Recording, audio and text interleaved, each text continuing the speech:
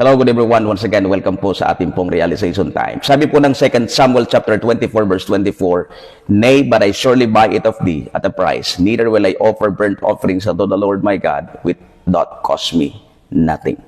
Alam niyo po mga kapatid, meron pong kasabihan. Sabi po ng kasabihan, you can give without love, but you cannot love without giving. Si David po, siya'y nagmahal sa Diyos at ang manifestation ng kanyang pag-ibig sa Diyos ay sa pamamagitan ng kanya pong ibinibigay sa Panginoon. Hari ho siya, pwede niya sabihin, gamitin yung influence niya, yung kanyang tinatawag na power para hindi niya maramdaman yung kanyang ibibigay. Actually, ibinibigay na nga ng libre. Pero sabi ni King David, hindi ako magbibigay ng isang bagay sa aking Diyos nang walang halaga. At palagi ko pong sinasabi, giving is always a part of our worship to God. Kagaya po ng 3 wise men, nagbigay po sila ng mga gift, gold, symbol of His deity, frankincense, symbol of His kingship, and myrrh, symbol of His what we call death.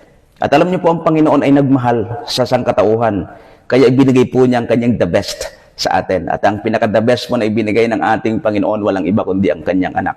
Sabi po ng Bible, for God so loved the world that He gave His only begotten Son, that whosoever believeth on Him should not perish but have everlasting life. Folks, also remember to give your best for God.